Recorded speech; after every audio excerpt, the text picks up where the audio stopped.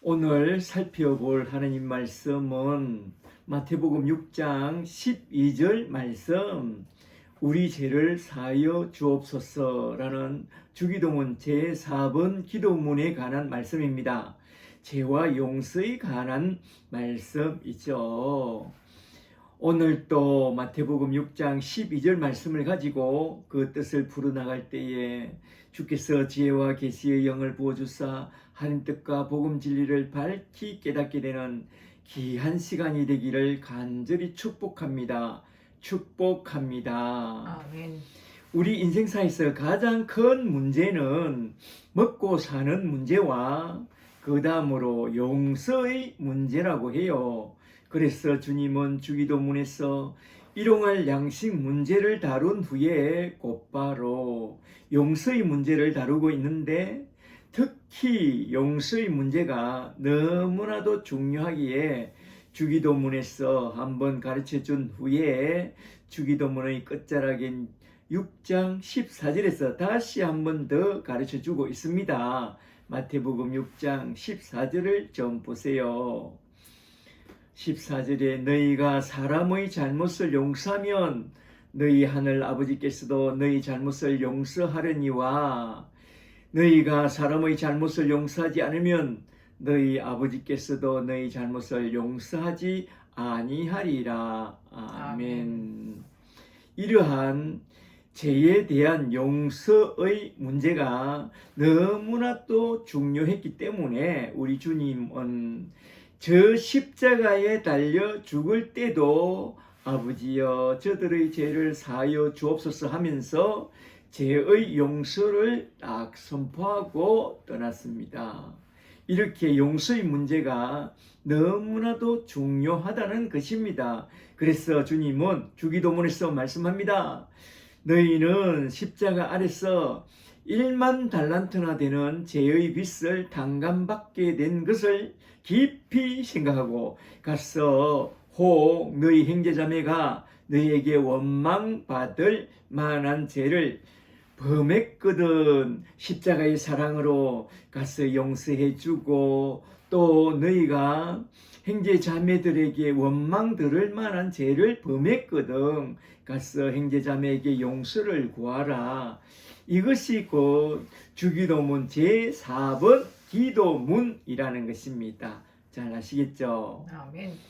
오늘은 주기도문 제4번 기도문 죄와 용서에 대하여 두 차원에서 두 관점에서 한번 쭉 살펴보고자 합니다.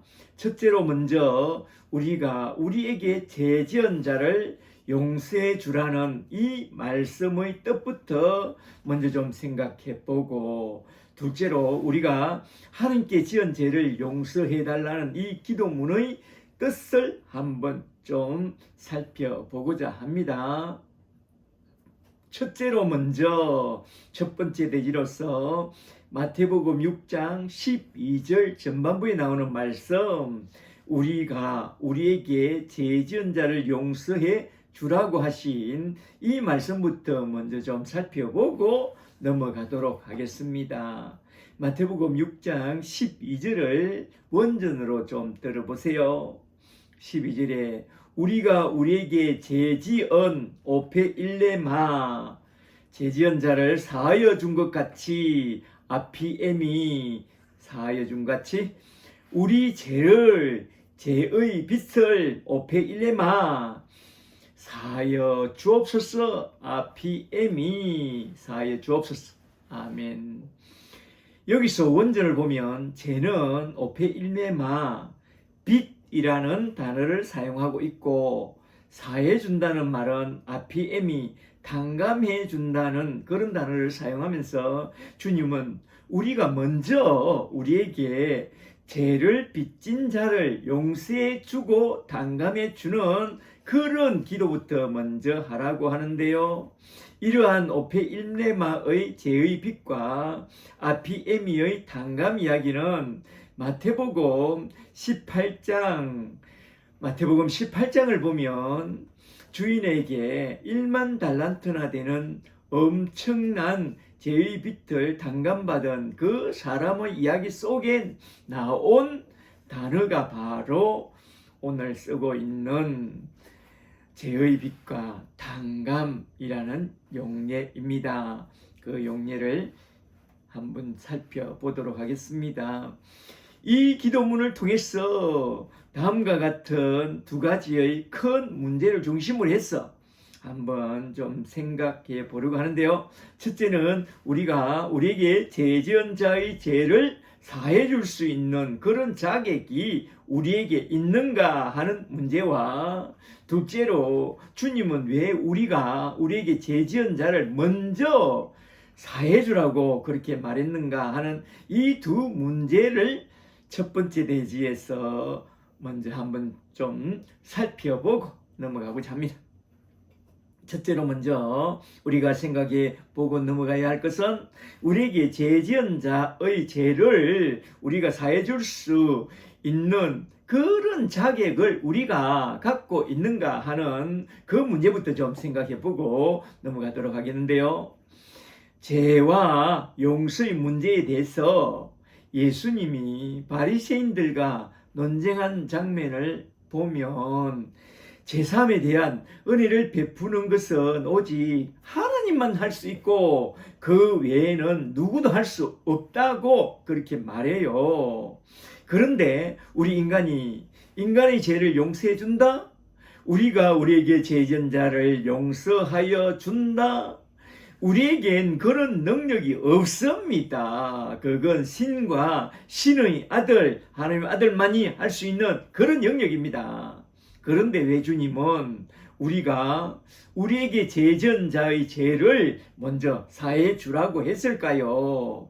이건 좀 깊이 생각해 보고 넘어갈 문제인데요. 이건 우리에게 죄 지은 자를 용서해 줄 수 있다고 하는 그런 자격을 가진 것을 그 전제로 한 그런 말씀입니다. 전에 하늘에 계신 우리 아버지여라고 하나님을 우리 아버지라고 부를 수 있는 그 자격을 얻게 되었다고 하는 그 어마어마한 우리 신분의 변화, 곧 하나님의 자녀가 되는 권세를 받았다고 하는 그 신분의 변화를 전제로 깔고 하신 그런 말씀인데요. 이건 유대인들은 상상할 수 없는 그런 말씀이죠. 하나님을 우리 아버지라고 부른다는 것은 유대인들이나 바리새인들은 감히 상상할 수 없는 그런 말씀입니다. 유대인들은 하나님을 감히 우리 아버지라고 부른다는 것은 대단히 망령되고 신성 모독적인 은사라고 그렇게 생각했습니다. 예수님이 하나님을 나의 아버지라 부를 때에 십자가에 못 박아 죽여야 할 첫 번째 죄로 그들은 말했거든요. 그런데 우리는 어떻게 해서 하나님을 우리 아버지라 부르는 그런 사람이 되었느냐? 이걸 잘 알아야 합니다. 이걸 잘 아는 것은 대단히 중요한 우리 신앙 문제인데요. 잠시 먼저 에베소서 1장 3절 말씀을 좀 보세요. 에베소서 1장 3절에 찬송하리로다 하나님 곧 우리 주 예수 그리스도의 아버지께서 그리스도 안에서 하늘에 속한 모든 신령한 복으로 우리에게 복을 주시되, 첫째로 복을 주시되, 4절에 창세전에 그리스도 안에서 우리를 택하사, 둘째로 택하사, 이 단어를 잘 기억해 두세요. 우리를 택하사 우리로 사랑 안에서 그 앞에 거룩하고 흠이 없게 하시려고 그 기쁘신 뜻대로 우리를 예정하사, 셋째로 예정하사, 우리를 예정하사 예수 그리스도로 말미암아 자기의 아들들이 되게 하셨으니, 여기에 나오는 동사들을 잘 보면 이 세 단어가 과거 완료형 동사를 쓰고 있는데, 첫째로 창세전에 이미 복 주시기를 작정하셨고 과거 완료, 둘째로 이미 우리를 택하셨고 선택, 셋째로 이미 그 아들들이 되게 예정해 놓았다고 해요. 예정, 과거 완료형을 쓰고 있습니다. 이게 무슨 말씀이냐?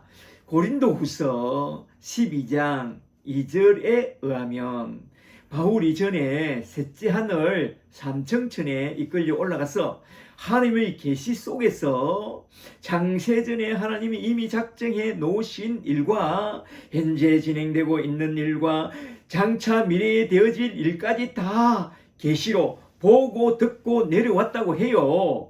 고린도후서 12장 2절에서 내가 낙원으로 끌려가서 말로 표현할 수 없는 말을 가히 들었다고 그렇게 말하잖아요.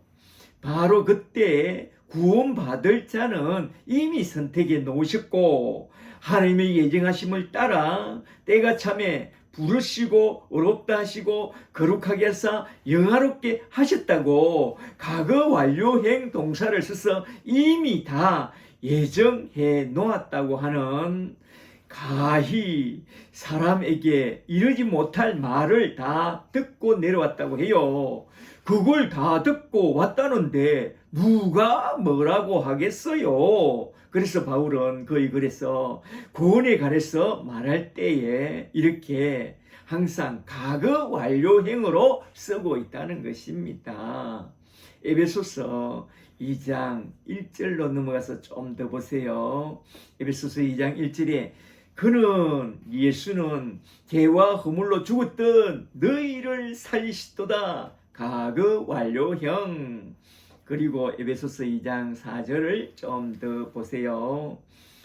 2장 4절에 긍휼에 풍성하신 하나님이 죄와 허물로 죽은 우리를 그리스도와 함께 살리셨고 과거 완료행. 또 함께 일으키사 그리스도 예수 안에서 함께 하늘에 앉히시고 과거 완료행으로서 이미 그의 택한 자들을 저 하늘 위에 앉혀 놓았다. 예정된 예정의 말씀입니다. 말하자면 십자가 사건을 통해서 하나님이 죄와 허물로 죽은 우리를 그리스도와 함께 살리셨고 구원해 내셨고 그리스도와 함께 일으키사 그리스도와 함께 하늘 보좌에 앉혀 놓았다는 것을 삼청천에 가서 우리 바울 형님이 보고 왔다는 거요. 그렇게 바울 사도께서 하나님의 택하심과 예정하심을 보고 듣고 와서 하신 말씀이 곧 우리가 하나님의 자녀가 된 그 놀라운 신분을 말하면서 그 놀라운 신분을 한번 잘 생각해 보라고 말합니다. 말하자면 장세전에 이미 우리를 택하시고 예정해 하신 하나님의 뜻을 너희는 잘 알라 이겁니다. 우리가 잘 알아야 할 것은 우리가 어떤 과정을 통해서 구원을 받게 되었느냐, 또 우리가 어떤 과정을 통해서 하나님의 자녀가 되었고 하나님을 아버지라고 부르게 되었는지 이걸 잘 알아야 한다 이 말입니다. 다시 에베소서 2장 1절부터 잘 보세요. 에베소서 2장 1절에 그는 죄와 허물로 죽었던 너희를 살리셨도다. 아멘. 말하자면 너희 죄 하말티아와 허물 파라포토마 허물로 너희는 다 죽었던 그런 자들이었다.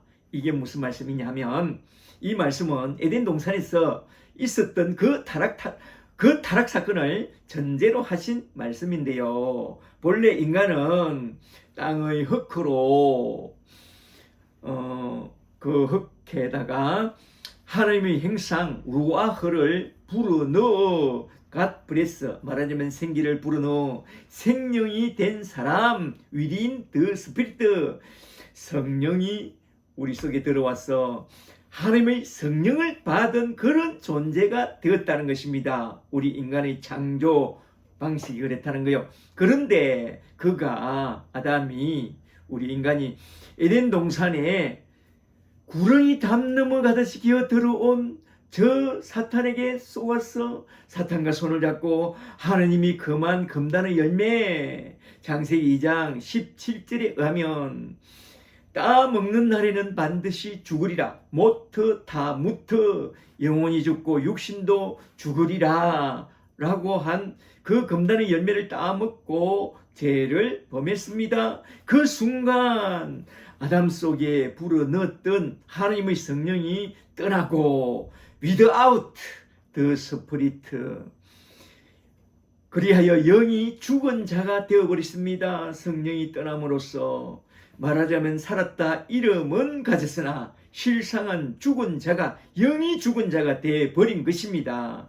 그리하여 모트 타무트, 죽고 또 죽어 심판받고 저 지옥에 영원한 행벌을 받을 수밖에 없는 그런 비참한 존재가 되어버린 것입니다. 우리 인간이 아담의 타락으로 말미암아 이렇게 모든 것을 다 보시고 다 아시는 우리 하나님의 마음은 어땠겠어요? 안타깝죠? 에스겔서 18장 23절에서 말합니다. 나 주 여호와가 말하노라, 내가 어찌 악인의 죽는 것을 조금인들 기뻐하랴. 그가 돌이켜 그 길에서 떠나서 사는 것을 어찌 기뻐하지 아니하겠느냐. 이것이 바로 하나님의 마음이죠. 디모데전서 2장 4절에서 하나님의 마음은 모든 사람이 구원을 받으며 진리를 아는데 이르기를 원하시느니라 라고 합니다. 하나님 마음은 자기 형상을 지닌 택함 받은 자기 백성이 죄와 저주 속에서 영원한 심판과 지옥 형벌을 받고 저 영원한 고통을 당하는 것을 차마 눈뜨고 볼 수 없었다는 것입니다. 그래서 만군의 여호와의 열심으로 자기 백성을 다 구원하기까지 깊이 고민해야 했으니, 하나는 죄인을 그냥 구원해 주자니 하나님의 공의에 걸리고 안 된다 이거요. 하나는 그냥 내버려 두다니 택한 자기 백성을 향한 그 지옥 불모 심판이 하나님 사랑과 긍휼 때문에 안 되겠다 이겁니다. 그래서 이것을 어떻게 해결해야 하느냐 깊이 고민했습니다. 그렇게 고민하던 중에 성삼위 일체 하나님 간의 언론을 거쳐서 구원의 길을 내셨으니 그것이 십자가의 도, 호로고스, 호스타우로스, 십자가의 도, 십자가의 복음이었습니다. 택한 자기 백성을 향한 지극한 사랑이 그 아들에게 십자가를 지게 했던 것입니다. 하나님의 공의로 죄는 제대로 버려야 했고 은은 의대로 보상해 주어야 했는데, 이러한 공의에 부합하면서 동시에 자기 백성이 구원받을 길을 내놓았으니 그게 바로 예수 십자가를 통해 내놓은 구원의 길, 십자가의 도, 십자가의 복음입니다. 할렐루야. 아멘. 그래서 갈라디아서 4장 4절에서 이렇게 말씀합니다. 갈라디아서 4장 4절에 때가 참에 하나님이 그 아들을 보내사 첫째로 여자에게 나게 하시고, 말하자면 여자의 후손으로 나게 하시고, 둘째로 율법 아래에 나게 하신 것은 율법 아래에 있는 자들을 구속고 속량하시고 우리로 아들의 맹부분을 얻게 하려 하심이라. 아멘. 그래서 주님은 우리의 죄와 율법의 짐을 모두 다 지고 십자가의 고난이라는 그 모진 행벌의 고통을 받아야만 했던 것입니다.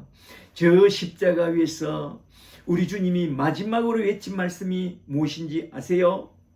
테텔레스타이, 다 이뤘다. 말하자면 인간의 모든 죄를 다 해결했고 또한 인간이 져야 했던 율법의 짐도 다 해결했다고 하는 그런 이중적인 서는 말씀이 테텔레스타이, 십자가에서 다 이뤘다 이 말입니다. 이 단어를 잘 기억해 두세요. 테텔레스타이.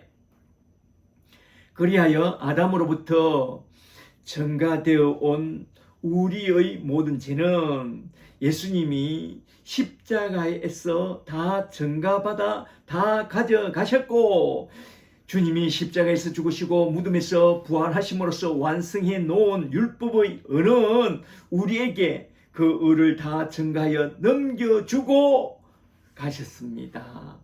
그리하여 주님은 우리의 모든 죄를 저 무덤에 다 장사 지내 버리시고 우리 죄를 다 던져 버리시고 그 모든 죄를 다 해결했기 때문에 의인이 되어 무덤에서 다시 살아나사 부활하사 그리고 우리에게 그 의를 우리에게 넘겨주셨다, 전가해 주셨다 이 말입니다. 아멘. 부활하신 주님은 마가다라방에 찾아와서 선포합니다. 누가복음 24장 47절에 내 이름으로 제3을 받게 되는 일이 예루살렘에서 시작하여 모든 족속에게 전파될 것이라 라고 했습니다. 이 말씀을 깊이 깨달은 베드로 사도는 오순절날에 성령을 받고 벌떡 일어서서 나가서 큰 소리로 외칩니다. 사도행전 2장 38절에 예수 그리스도의 이름으로 세례를 받고 제4부터 받으라. 그리하면 너희가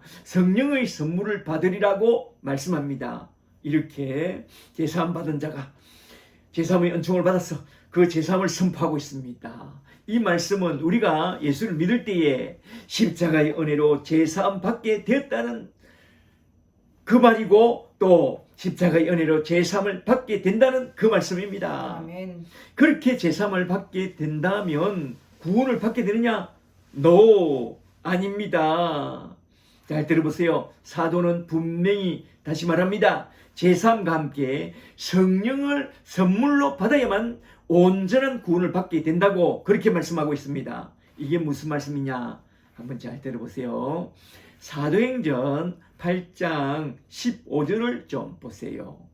사마리아 사람들도 하나님의 복음을 받았다 함을 듣고 베드로와 요한을 보내며 그래서 베드로와 요한이 내려와서 보니 빌립의 전도로 그들이 사마리아 사람들이 예수를 믿기는 믿어도 성령을 아직 받지 않은 그런 맹탕 신자인지라 이에 두 사도가 그들을 위하여 복음을 다시 선포하고 다시 성령 받기를 기도하고 안수하며 그들도 성령을 다 받았다고 그렇게 말씀하고 있습니다. 사도행전 19장에 보면 바울도 에베소에 가보니까 그들이 예수를 믿기는 믿어도 성령을 받지 않은 것을 알고 너희가 성령을 받았느냐 물어보니까 그런 것을 잘 모른다 하길래 다시 복음을 전하고 안수하여 방언을 받고 방언 전에 방언보다 더 중요한 성령을 그들이 받았더라. 성령을 받고 말할 수 없는 기쁨 가운데 찬양하고 방언도 했더라 라고 말씀하고 있습니다. 이걸 볼 때에 참된 구원은 예수 이름으로 제3을 받고 반드시 성령을 받아야만 참된 구원을 받게 된다는 것입니다. 아멘. 말하자면 아담이 사단과 손을 잡고 하나님을 떠난 그 순간 하나님의 성령이 아담의 군상들 속에서 쑥 빠져나가버리고 without the spirit 그래서 죄와 허물로 죽은 자가 됐고 죽고 또 죽게 된 사람이 말하자면 영이 죽은 사람이 영이 떠난 사람이 되었습니다. 그렇게 영이 죽은 자가 다시 살아나는 것은 성령을 받는 것입니다. 오직 하나 예수 십자가의 공로로 제3부터 받고 동시에 within the spirit 성령을 받아야만 참된 구원을 받게 됩니다. 그래서 사도들은 언제나 복음을 전하면서 꼭 물었습니다. 너희가 예수를 믿을 때에 성령을 받았느냐? 예수를 믿을 때에 제3과 더불어 성령을 딱 받아야만 완전한 구원을 받게 된다 이 말입니다. 그래서 에베소서 1장 7절에서 바울은 말씀합니다. 그의 피로 예수의 피로 말미암아 구속곧 제3부터 받아야 한다. 그리고 에베소서 1장 13절에 곧 이어서 말씀하기를 그 안에서 예수 안에서 진리의 말씀 곧 구원의 복음을 듣고 또한 예수를 믿어 약속의 성령으로 인치심을 딱 받아야만 참된 구원을 받게 된다고 분명하게 말씀하고 있습니다. 이 말씀을 잘 들어야 합니다. 예수의 이름으로 제사함을 받고 십자가 앞에서 제사함을 받고 예수의 이름으로 성령을 받아야 합니다. 위로부터 주시는 성령을 받아야 합니다. 성령을 받고 거듭난 사람은 곧 하나님의 자녀가 되는 권세를 받게 되고 하나님을 아바, 아버지라 부를 수 있는 그런 사람으로 변화된 신분을 갖게 되는 것입니다. 아멘. 할렐루야. 이렇게 해서 하나님 아버지의 택하심과 예수 그리스도의 구속과 성령님의 인치심 속에 우리는 하나님을 우리 아버지라고 부르게 되는 그 어마어마한 신분, 어마어마한 권세를 갖게 된 것입니다. 할렐루야. 아멘. 이것은 바리새인들이나 유대인들은 감히 상상할 수도 없는 그런 어마어마한 축복 이야기죠. 우리가 우리에게 죄의 빚을 진 자들에게 그 죄의 빚을 사해 줄 수 있고 탕감해 줄 수 있는 것은 그런 어마어마한 하나님의 자녀가 되는 권세를 갖게 된 것을 전제로 하여 우리가 우리에게 죄 지은 자를 먼저 용서해 주라고 우리 주님이 그렇게 말씀하신 것입니다. 할렐루야. 아멘. 그래서 주님이 부활 성천하시기 전에 요한복음 20장 22절에서 성령을 받으라 라고 한 후에 너희가 누구의 죄를 사하면 사여질 것이고 성령으로 거듭난 사람, 하나님 자녀라는 권세를 받은 사람은 너희가 누구의 죄를 사하면 사여지게 될 것이라고 그렇게 말씀하고 떠나셨던 것입니다. 그러므로 우리는 이러한 죄와 용서의 교리 속에 담겨 있는 이 예수 십자가를 통한 구원의 복음 진리부터 잘 알고 하나님의 자녀가 된 권세를 갖게 됐다는 그것부터 잘 알아야 한다 이 말입니다. 아멘. 그리고 둘째로 첫 번째 대지에서 하나 더 생각해 볼 것은 우리가 우리에게 죄 지은 자를 먼저 용서해 주라고 하신 그 뜻이 무엇인지 그것까지 한번 좀 생각해 보고 딱 넘어가도록 하겠는데요. 주님은 여기서 먼저 우리가 우리에게 죄 지은 자를 먼저 용서해 주라고 그렇게 요청하고 있습니다. 왜 먼저 용서해 주라고 요청했느냐? 물론 용서해 줄 수 있는 권세를 우리가 받았으니 용서해 주라고 요청했는데요. 그 이유에 대해서 마태복음 18장 21절에 나오는 말씀을 통해서 한번 좀 살펴보고 넘어가는 것이 참 좋겠는데요. 잠시 마태복음 18장 21절을 좀 한번 좀 보세요. 마태복음 18장 21절에 그때에 베드로가 나와 이르되 주여 형제가 내게 죄를 범하면 몇 번이나 용서해 주리까? 7번까지 하오리까? 그때 예수께서 이르시되 너에게 이르노니 7번뿐만 아니라 7번을 70번까지 490번까지 용서해 주라. 하루에 용서해 주라. 490번이나 용서해 주라. 말하자면 끝없이 한없이 그거를 용서해 줘야 한다고 그렇게 말씀하고 있습니다. 그러면서 주님은 여기서 죄와 용서에 대하여 그 유명한 1만 달란트의 빚진 자와 100데나리온의 빚진 자에 대하여 그 유명한 비유로서 쭉 설명하고 있는데요. 이 비유의 핵심적인 말씀은 마태복음 18장 32절에 나온 결론 말씀에 잘 나와 있는데요. 마태복음 18장 32절을 좀 보세요. 32절에 이에 주인이 그를 부르다가 말하되 악한 종아 너가 빌기에 내가 너희 빚을 전부 탕감해 주었거늘 1만 달란트나 탕감해 주었다. 그런데 내가 너를 불쌍히 여긴같이 너도 너희 동료를 불쌍히 여김이 마땅하지 아니하냐? 그 100데나리온쯤은 탕감해 주어도 되지 않느냐 하고 주인이 그에게 노하여 그의 빚 1만 달란트를 다 갚기까지 그를 옥졸에게 넘기니라. 너희가 각각 마음으로부터 행제를 용서하지 아니하면 너희 하늘 아버지께서도 너희에게 이같이 하시리라. 말하자면 용서하지 않고 저 지옥에 쳐넣겠다는 이 말입니다. 결론 말씀이 참으로 무시무시하게 다가오죠. 조심하세요. 용서하세요. 용서를 받은 자답게 용서하는 사람이 되라 이 말입니다.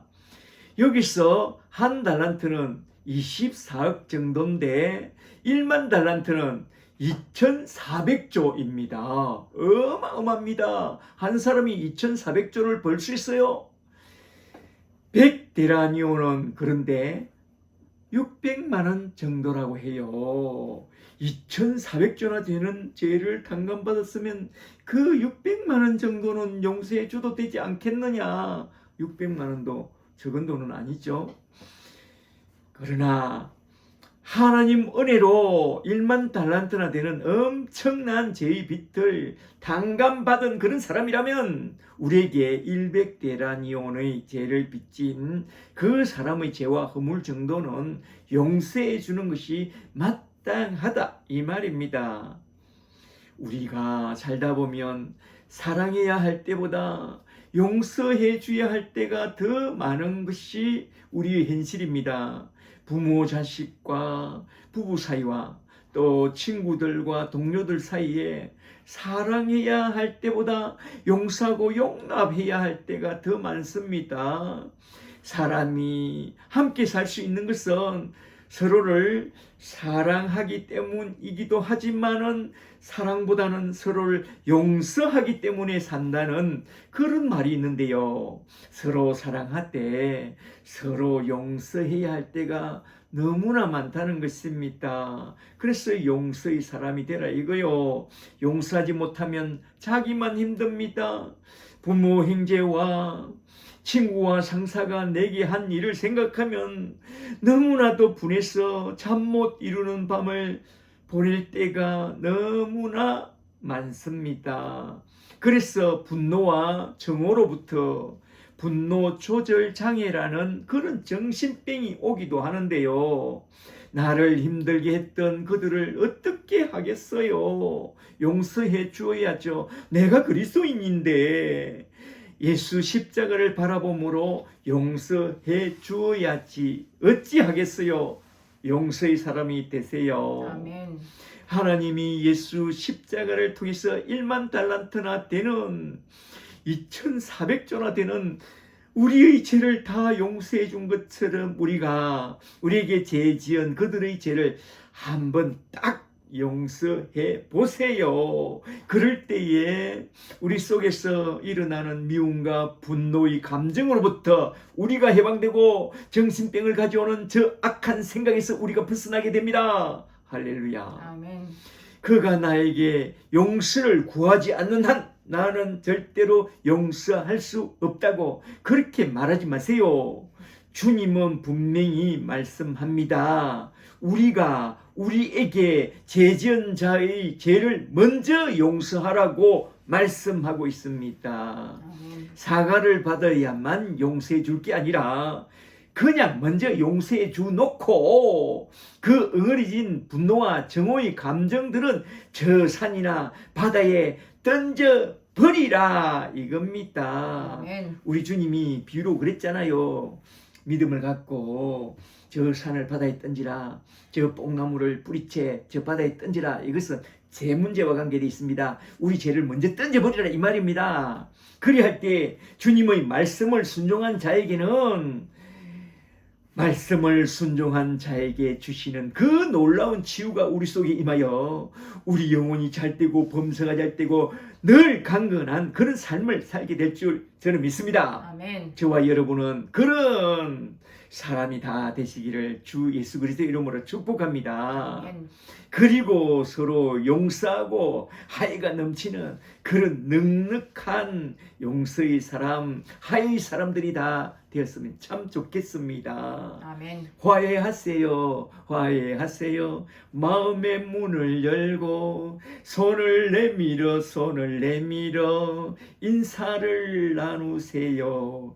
용서를 하는 사람 용서를 받게 되고, 용서를 하는 사람 사랑을 하는 사람 사랑을 받게 되죠. 주의 십자가 바라보세요. 누구의 죄인가요? 다시 또다시 주의 손목에 못질을 할 건가요? 아멘. 용서하고 용서를 받고 사는 게 너무나도 중요하므로, 우리 주님은 주기도문의 제4번 기도문에서 우리가 우리에게 죄 지은 자를 사하여 준 것 같이 먼저 사해 주고 우리 죄를 사해 주옵소서 라고 기도하라고 한 것입니다. 영육간에 잘 먹고 잘 사는 것 다음으로 정말로 필요한 것은 용서하는 마음입니다. 오늘도 내일도 서로에게 많이 용서하는 그런 용서의 사람들이 다 되어 주기도문을 가르쳐 주신 우리 주님의 마음에 가장 합한 그런 아름다운 예수 그리스도의 사람들이 다 되시기를 주의 이름으로 간절히 축복합니다. 축복합니다. 아멘. 이제 두 번째 대지로 넘어가서 주기도문 제4번 기도문의 후반부에 나오는 기도인 우리의 죄를 사해 달라고 하는 이 두 번째로 나오는 이 기도문을 한번 좀 살펴보고 딱 마치도록 하겠습니다. 마태복음 6장 12절 후반절의 말씀, 우리가 우리에게 죄 지은 자를 사하여 준 같이 또 우리 죄를 사하여 주옵소서라는 이 말씀, 우리가 하나님을 우리 아버지라 부르는 그런 사람으로 거듭난 순간 하늘에 계신 우리 아버지 앞에 십자가의 은총이라는 큰 빛을, 말하자면 1만 달란트 2400조나 되는 그 빛을 우리는 찌게 됐습니다. 우리는 빚진 자입니다. 물론 죄의 빛은 용서받았지만은 은총의 빛을 갖게 되었습니다. 그러므로 우리는 그런 복음의 빚진 자의 심정을 갖고 하나님이 요구하시는 그런 수준으로 살아가야 합니다. 만일 그 요구하는 수준에 미치지 못하면 오페일레마라는 죄의 빛에 딱 걸리게 된다 이 말입니다. 이러한 죄의 빛은 첫째로 마음을 다하고 뜻을 다하고 힘을 다하여 너희 하나님을 사랑해야 한다고 하는 그 요구 수준에 못 미친다면 그게 오페일레마 죄의 빛에 딱 걸리게 되고, 둘째로 또한 내 이웃을 내 몸과 같이 사랑해야 한다고 하는 그 요구 수준에 못 미친다면 그 오페일레마 죄의 빛에 딱 걸리게 되고, 또 하나 더 셋째로 하나님의 청지기로서 감당해야 할 사명의 요구 수준에 못 미친다면 그 오페일레마 죄의 빛에 딱 걸리게 되는데요. 이러한 세 차원에서 걸리게 되는 죄의 빛과 용서라는 그 관점에서 한번 세 차원에서 한번 쭉 살펴보고 딱 마치고자 합니다. 첫째로 먼저 하나님 앞에서 마음을 다하고 뜻을 다하고 힘을 다하여 너희 하나님을 사랑하라고 하신 그 계명의 요구 수준에 미치지 못한 죄의 빛에 대하여 한번 좀 생각해 보고자 합니다. 창세기 1장 28절을 보면 인간의 창조 목적은 생육하고 번성하여 땅을 정복하고 모든 움직이는 생물들을 다스려서 그들을 모두 다 데리고 하나님 앞에 나와서 함께 예배드리는 자가 되라, 예배자가 되라고 했습니다. 그리고 계시록 5장 13절을 보면 계시록의 결론은 종국에 가서 하늘나라에 가서 모든 피조물이 다 함께 보좌에 앉으신 성삼위 하나님 앞에 찬송과 존귀와 영광과 권능을 돌리며 예배드리는 자, 예배드리는 데 있음을 보게 됩니다. 계시록 5장 13절을 잘 보세요.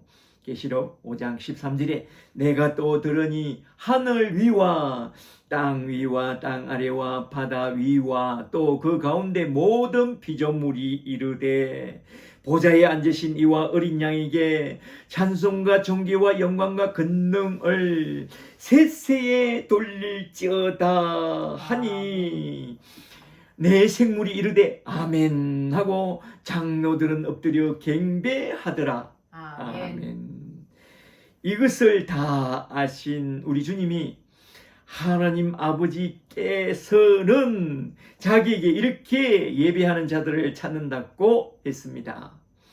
그리고 야고보서 1장 17절에 의하면 하늘에 속한 온갖 좋은 은사와 온전한 선물이 빛들의 아버지께로부터 내려오기 때문에 온갖 좋은 선물로 복을 주시려고 우리 하나님은 참된 예배자를 찾는다고 했습니다. 예배를 통로로 해서 그 예배자에게 하늘에 속한 온갖 좋은 은사와 온갖 좋은 선물을 내주신다고 했습니다. 아멘. 그것을 다 받게 되기를 원합니다. 아멘. 그리고 역대하 16장 9절에 의하면 여호와의 눈은 온 땅을 두루 감찰하사 전심으로 하나님을 찾는 자들에게 능력을 베풀어 주기 위하여 온전한 예배자를 찾는다고 했습니다. 온전한 기도자를 찾는다고 했습니다. 그러므로 예배만큼은 잘 들으세요. 기도도 잘하고 많이 하세요. 하늘로부터 은혜와 능력을 받게 됩니다. 할렐루야. 아멘.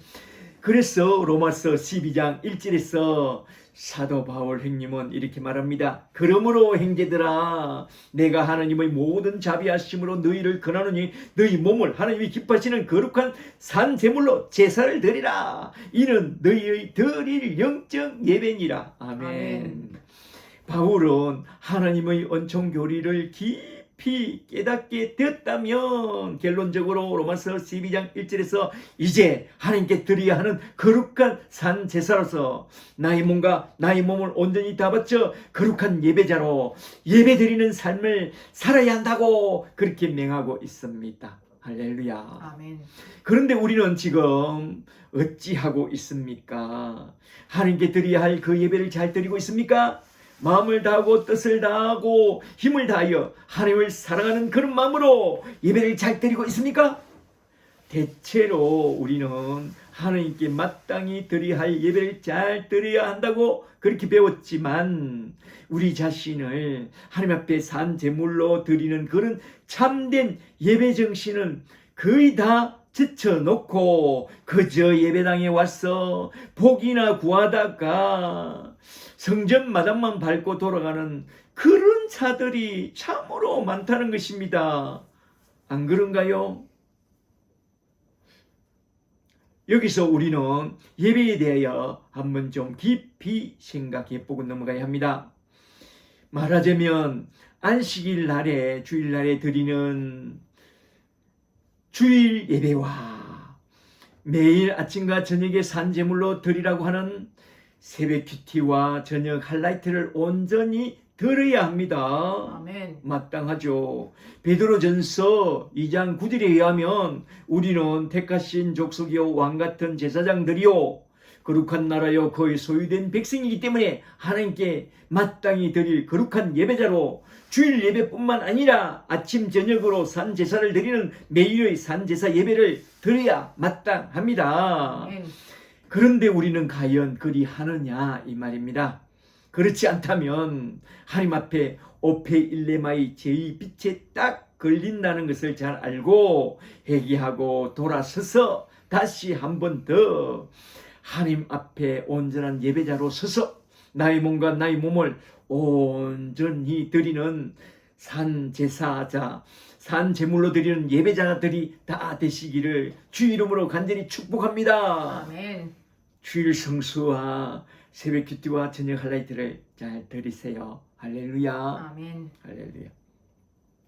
이제 둘째로, 두 번째 대지로서 둘째로 사람 앞에서 두 번째 율법인 내 이웃을 내 몸같이 사랑하라고 하신 그 계명의 요구 수준에 미치지 못한 죄의 빛에 대하여 좀 생각해보고 넘어가려고 하는데, 잘 들어보세요. 우리가 십자가의 은총으로 1만 달란트나 제사함을 받고 은총의 빛을 갖게 됐다면, 이 빛을 하나님 앞에 뿐만 아니라 사람들에게도 그 빛을 갚아야 합니다. 주기도문은 주님의 제자들에게 하신 말씀입니다. 마데테스, 제자란 배우는 사람이라고 했습니다. 주님은 마태복음 11장 29절에서 나는 마음이 온유하고 겸손하니 나의 멍에를 메고 내게 배우라고 했습니다. 그리고 바울 행님은 에베소서 4장 13절에서 이거 잘 들어놓으세요. 에베소서 4장 13절에서 그리스도의 제자들은 하나님의 아들을 아는 것과 믿는 일에, 머리로 아는 것과 가슴으로 믿는 일에 하나가 되어 온전한 하나님의 사람이 되어 그리스도의 장성한 분량이 충만한 데까지 이르도록 힘써 배워야 한다고 말씀하고 있습니다. 아멘. 그러므로 우리는 항상 배우기를 힘써야 하는데, 무엇을 배우기를 힘써야 하느냐? 로마서 13장 8절을 한번 잘 보세요. 여기에 놀라운 말씀이 나오는데요. 로마서 13장 8절에 빛차 사랑의 빛 외에는 아무에게든지 아무 빛도 지지 말라. 바울은 이에 앞서 로마서 1장에서 나는 유대인이나 헬라인이나 세상 모든 이들에게 복음의 빚진 자라, 십자가의 은총의 빚진 자라고 했습니다. 그리고 로마서 13장 8절에서 계속해서 말씀합니다. 8절 후반절에 남을 사랑하는 자는, 복음의 빚을 갚는 자는 율법을 다 이루었느니라. 살인하지 말라, 가늠하지 말라, 도둑질하지 말라, 거짓 증거하지 말라, 탐내지 말라 한 것과 그 외에 다른 계명들이 있을지라도 내 이웃을 내 몸같이 사랑하라. 그를 위해서 복음을 전하고 복음에 헌신하라. 내 이웃을 너희 몸같이 사랑하라 하신 그 말씀 가운데 다 들었느니라. 아멘. 10절에 사랑은 이웃에게 악을 행하지 아니하나니 그러므로 사랑은 율법의 완성이니라. 아멘. 아멘. 우리 주님의 제자가 되었다면 하나님의 새 계명을 늘 기억하면서 그 새 계명 속에 있는 생명을 살리라는 말씀을 기억하면서 이웃을 향하여 사랑의 빛, 곧 오페일레마의 빛이 조금이라도 걸린다면 즉시 내 마음에 걸리는 죄의 빛을 다 청산하고 내 가족, 내 친족, 내 친구와 내 이웃에게 바울처럼 복음의 빚진 자의 심정을 가지고, 복음의 빚진 자의 심장을 가지고 그들에게 다가가서 예수 십자가의 복음을 온전히 전해주는 그런 복음의 사도, 사랑의 사도가 다 되어야 할 줄 믿습니다. 아멘. 그게 율법의 완성이라고 했습니다. 아멘. 율법의 완성은 십자가의 사랑에 있다고 했습니다. 아멘. 이웃을 사랑하되 원수까지도 예수 십자가의 사랑을 나누어주는 그것이 곧 율법의 완성이요, 복음을 전해주는 그것이 이웃을 사랑하는 참된 사랑이라는 것입니다. 아멘. 저와 여러분은 바로 그런 사랑의 사도와 복음 전도자들이 다 되시기를 주 이름으로 간절히 축복합니다. 아멘.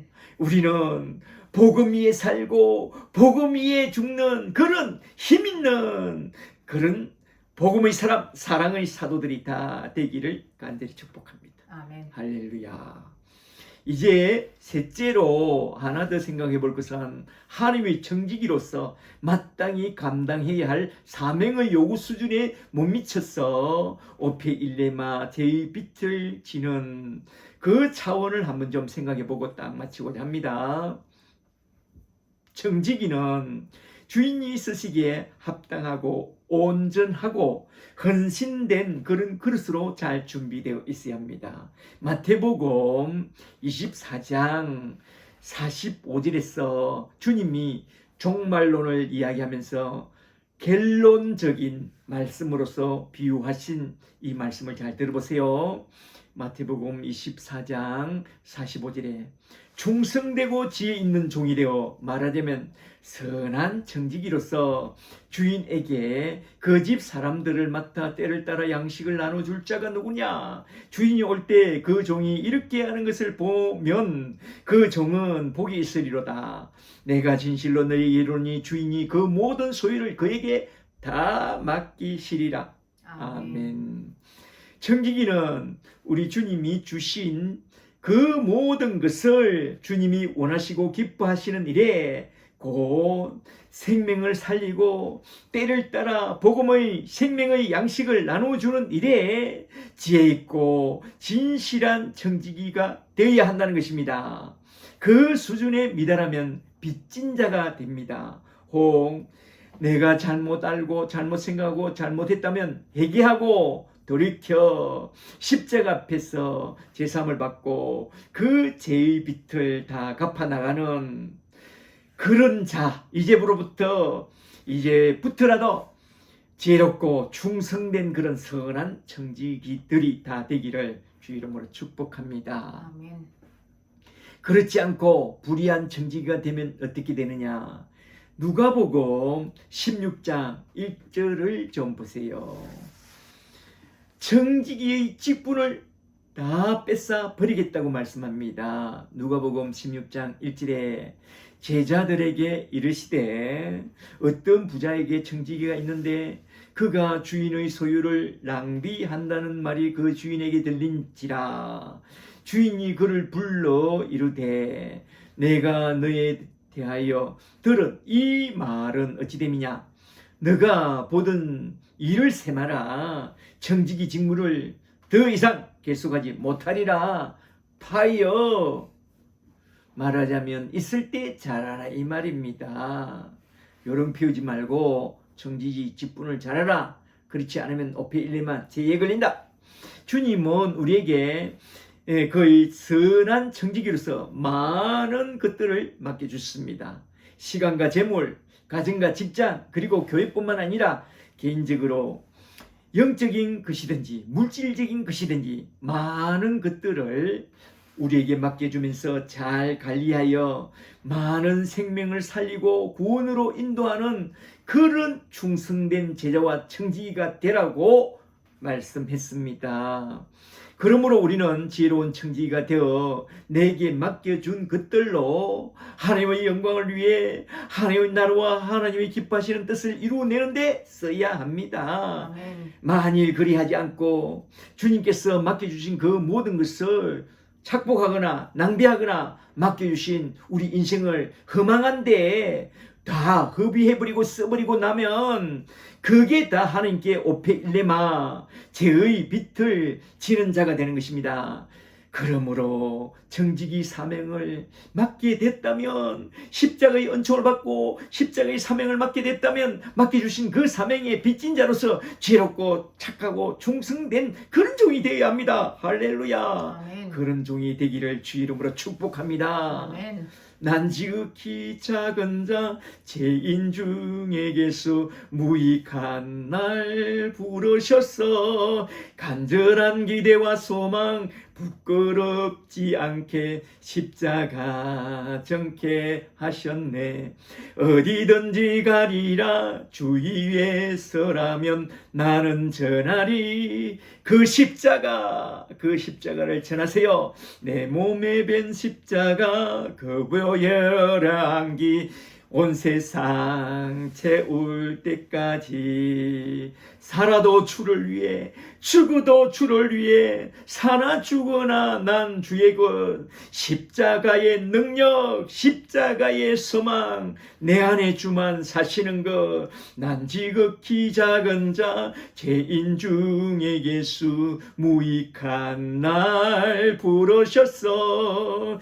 간절한 기대와 소망 부끄럽지 않게 십자가 정케 하셨네. 내 사랑 주의 십자가. 아멘. 할렐루야. 아멘. 십자가의 전달자가 되기를 원합니다. 아멘. 오늘은 이렇게 주기도문 제4번 기도문에 나오는 말씀을 가지고 크게 두 차원에서 한번 쭉 살펴보았는데요. 1만 달란트나 더 되는 나의 죄의 빚을 탕감해 주신 주 예수 십자가 앞에서 우리는 어떻게 살아야 하느냐? 첫째는 하나님 앞에서, 둘째는 사람 앞에서, 셋째는 하나님의 정직으로서 십자가 앞에서 1만 달란트나 더 되는 복음의 빚을 갚으며 주님의 나라와 주님의 뜻을 구하며 하나님 나라를 재건하는 그런 일꾼으로서 진실로 참으로 아름답고 크게 쓰임받고 돌아가는 그런 예수의 사람과 예수의 증인들이 다 되시기를 주 예수 그리스도의 이름으로 간절히 축복합니다. 축복합니다. 할렐루야. 할렐루야.